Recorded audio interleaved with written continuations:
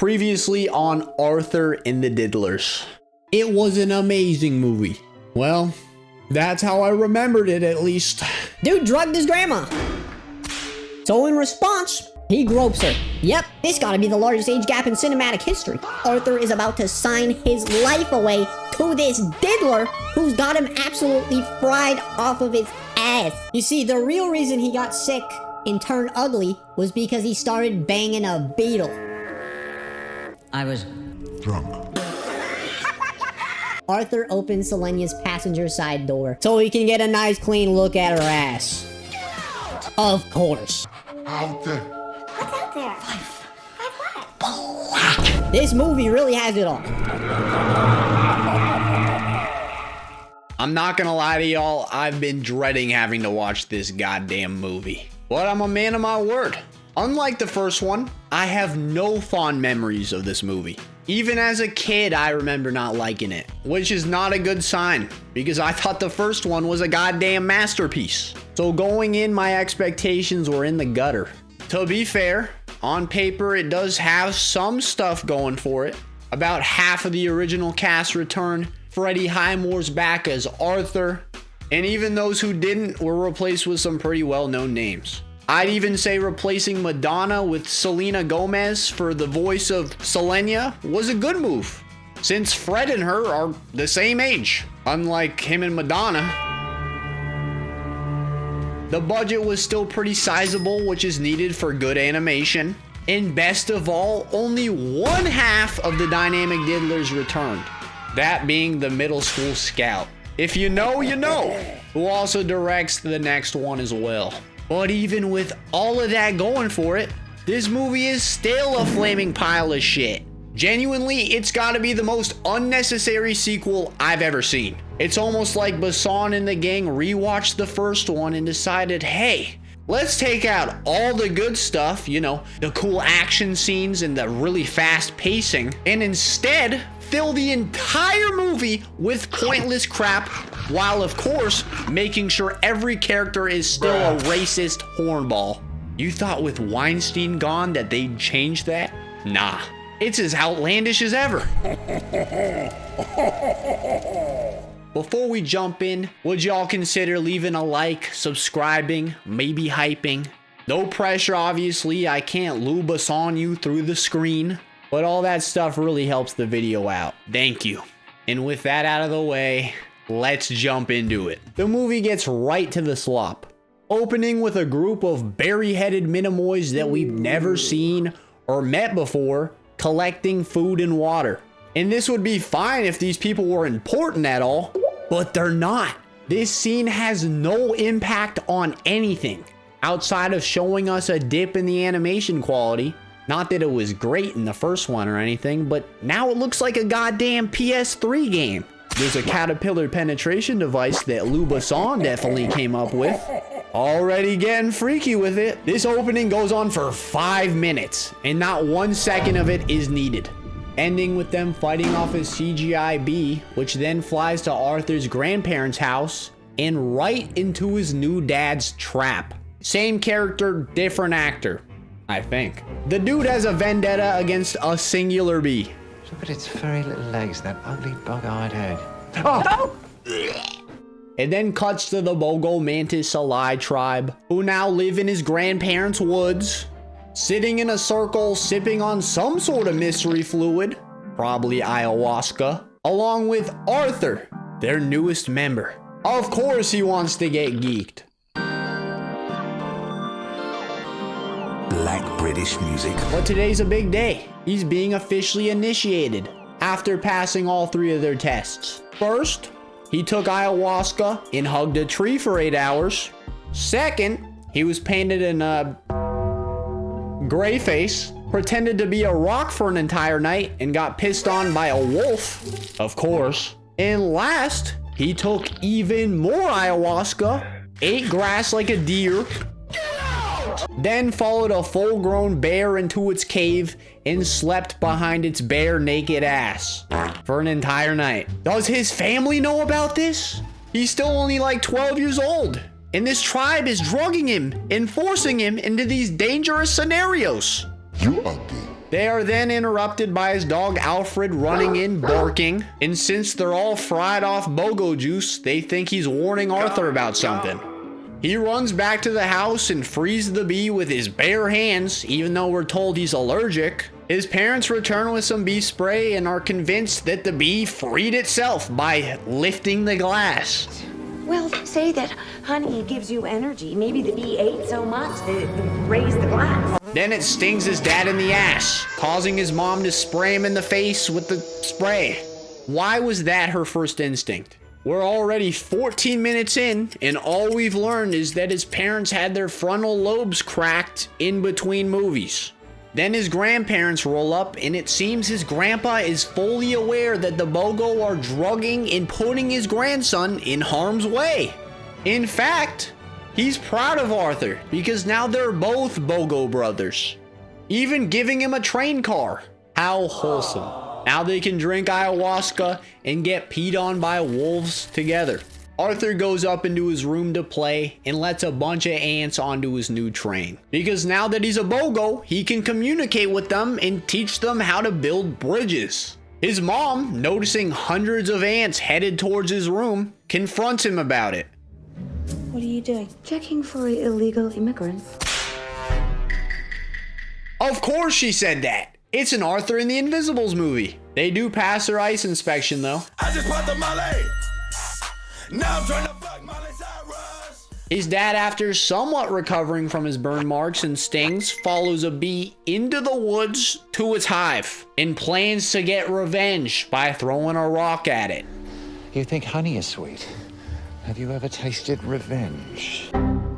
But he's stopped by the Bogo, who claim ownership of his rock. That is my rock. Oh, your rock. Well, He returns back to the house only to get roasted by Gramps. You're scared. Have you looked in the mirror lately? I got stung by a bee. Must be using steroids. You look like you've been stung 100 times.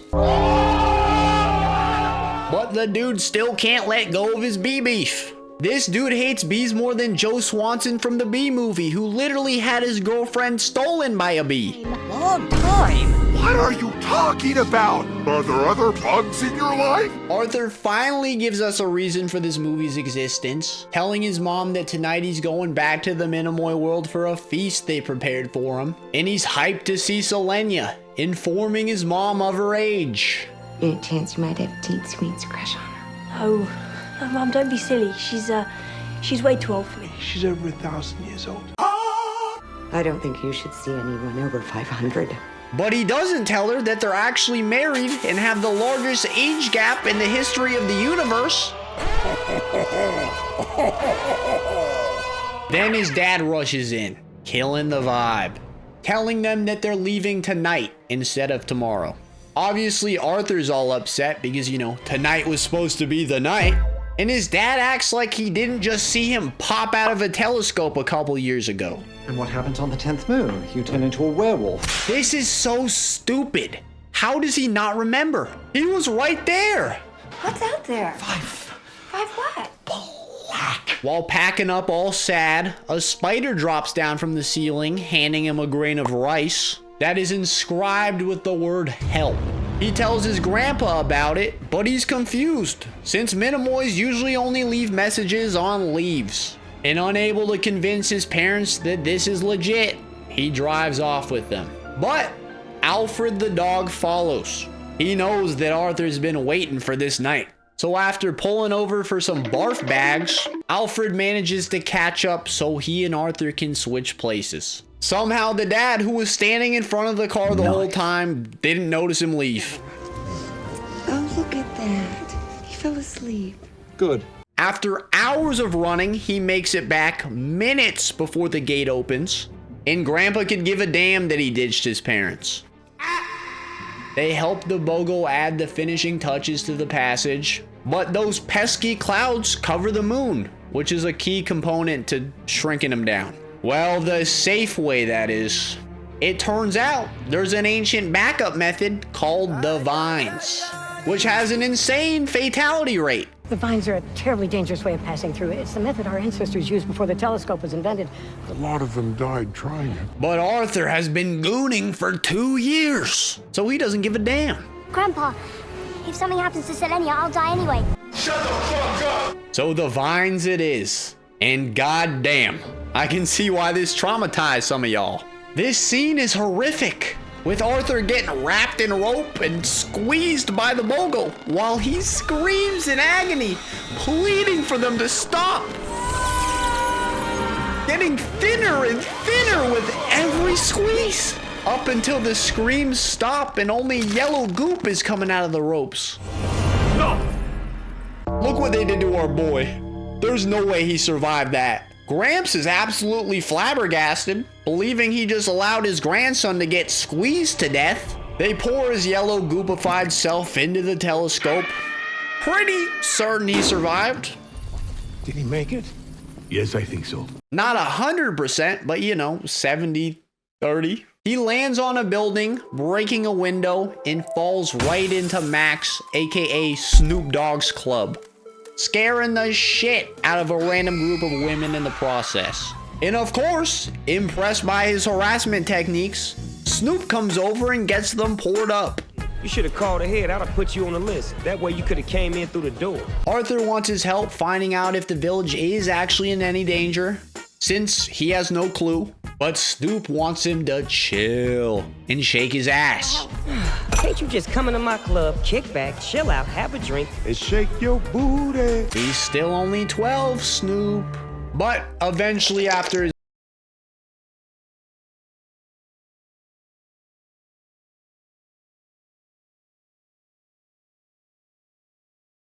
last one. That must also mean they don't have any laws for drinking and driving yet. Hell yeah. 5 back-to-back shots, get him behind the wheel. His parents, who were headed back to his grandparents after realizing he dipped. On the way back, the mom notices a bunch of rams in the road and advises his dad to, slow down. But instead of braking, this dumbass starts honking and speeding up. What are they doing out so late? There should be a sleeve. He doesn't even attempt to brake until the last second and ends up hitting one head on. I was going too fast. It's all my fault. No shit, idiot. Back-to-back great driving lessons. Meanwhile, our heroes, while cruising through town, Snoop spots 2 lovely ladies. So of course, when they pass his exhaust, he blows on the horn, lifting their skirts up so he can see their bare ass cheeks. I love this tech. I don't even know what to say. That's just flat out sexual harassment. Besson is a one-man army. He doesn't even need Weinstein to spread his gospel. What the hell are they even doing here, you ask? Literally the only reason they came here was to ask this nasty thing, played by Fergie, if it knows if the main kingdom is actually in any trouble. What's going down? You heard anything? Nothing to report. Bruh. Finally, they do find something of note to do when Fergie tells them that Prince Betamesh, aka Jimmy Fallon, is getting held prisoner across the street. Snoop creates a diversion in the middle of the road, talking to his buddy, Big Thunder Bracelet Man, and holding up traffic, while Arthur goes to free him. The new Minimoy goons called Unicorns aren't threatening at all. They're much more polite and patient than real-life cops would be. Beautiful, Hey, man. hey, guys. Break it up. Get out of the street. Take your hello somewhere else. If a minority was in the middle of the street holding up traffic for this long, they would at least be tased. In fact, Snoop is the one to threaten them for no reason. This is our hood. So, if you attach to that horn of yours, you better calm down, stay polite. You know what I'm saying? Yellow diamonds look like PP. Bitches fly from DC on my private to Waikiki. 3P. Yeah, I think I do. Nice. Arthur gets spotted forcing him to take out a goon and blow up Fallon's cage, freeing him. They try blending in while the newly penetrated unicorns tried tracking them down. I know a Besson creation when I see one. And of course, we get some racism. Let's pretend we're tourists. Yeah, right. Feel more like a local. Feel more like a local. That's gotta be racist. There's no way. Wow. I wasn't even gonna say anything about the blackface until he said that. They steal a Ladybug car and fly past a building, blowing off the cover to reveal a freshly bathed woman. They're on a roll. They fly under his grandparents' house and get chased by some hideous PS2 looking rats, nearly evading them by squeezing through a rotating fan. Now in front of the house, they avoid a toad. Fallon removes the vehicle's glowworm headlights so they can escape the unicorns. He nearly falls off in the process, but Arthur saves him by his pants, revealing his schlong. I'm not watching. Yep. Of course.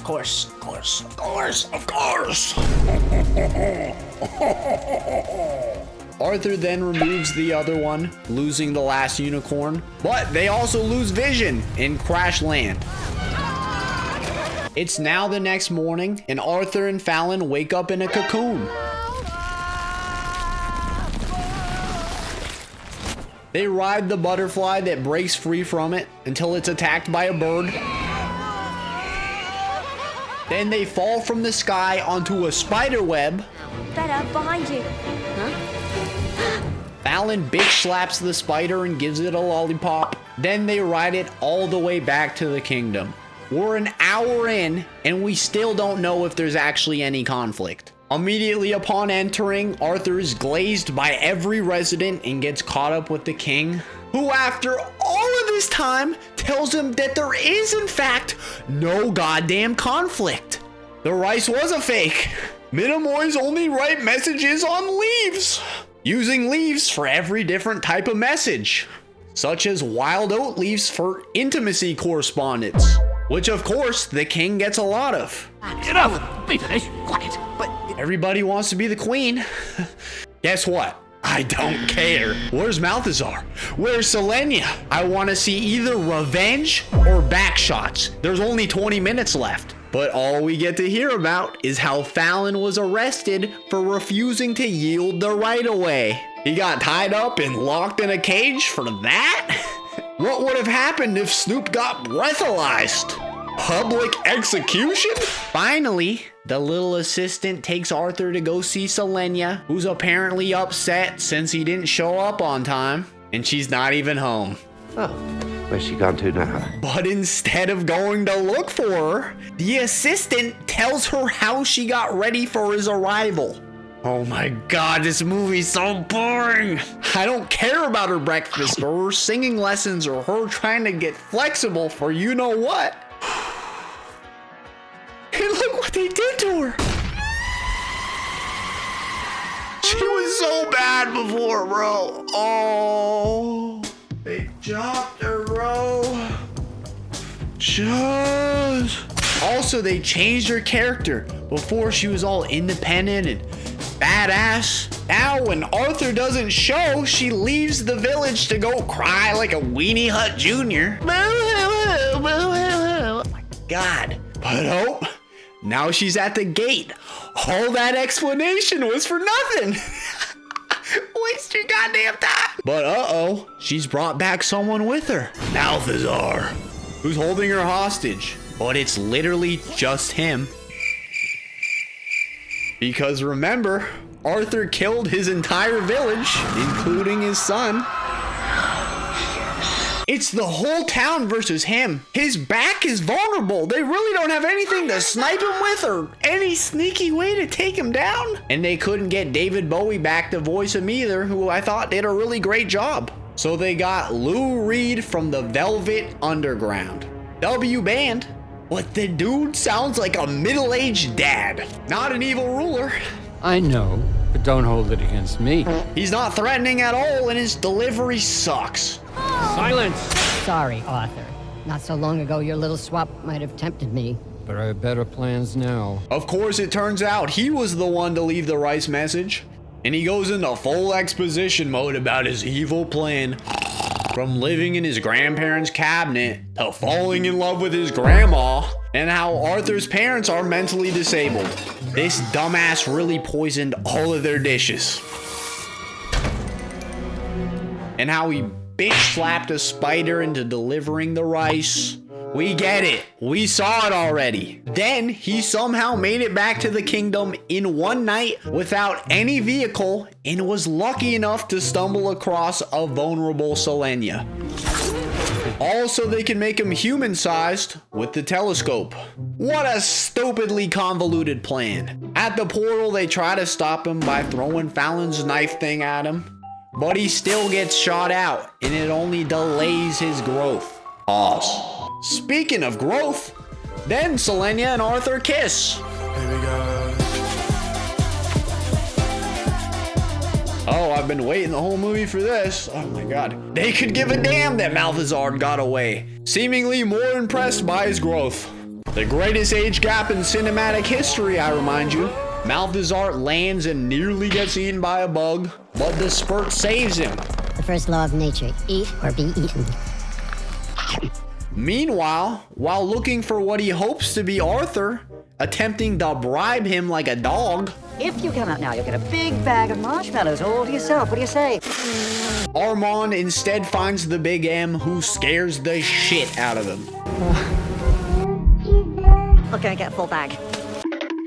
And now feeling all spooky like, he gets up on a big rock to scare all the forest creatures with his best boo.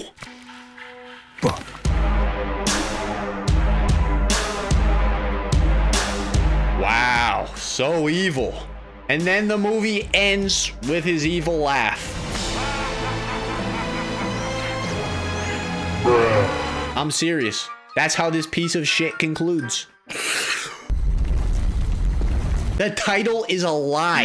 He didn't enact one bit of revenge, and I wouldn't have even blamed him if he did. Arthur massacred his entire town and family. But nope. All we get is a to be continued with a little preview for the next movie, which I can't imagine is worse than this. Please tell me it's not. And the credits roll as a Kids Bop version of Poker Face plays. Very classy. But yeah, that's it. Arthur in the Revenge of Maltazard. One of the worst and most dragged out movies I've ever seen. If these people valued anyone's time, they would have cut out 90% of this and just combined it with the next movie. He should have just went down the telescope, ended up at the village instead of Snoop Dogg's club. Maybe Maltazard teams up with the new unicorn people and they attack the village, and then he gets big, and that's it. But no, I guess Poo Besson needed to do a trilogy and absolutely had to leave in Arthur getting peed on, his dad trying to run over a ram, Snoop sexually harassing random women, blackface. It's all needed for the plot. Fuck you, Poo Besson. This is the most unnecessary sequel ever created. Actually, I'll say movie ever created. I will stand by that. I hope to never see it again. I'm giving this thing a 1 out of 10.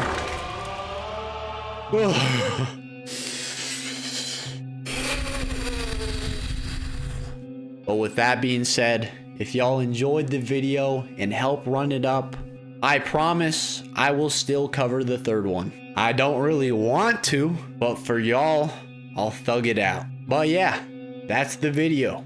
If you enjoyed, leave a like, subscribe, consider hyping. All that stuff really helps this thing flourish. If you're still somehow here, comment Maltazard the Diddler to let me know you made it to the end. Anyhow, thank y'all so much for watching. I love and appreciate every single one of you guys. I hope you have a fantastic rest of your day. And, good night. All right. What bottle do we got? We got the Snoop Dogg Blood Snoop Dogg. Snoop Dogg juice.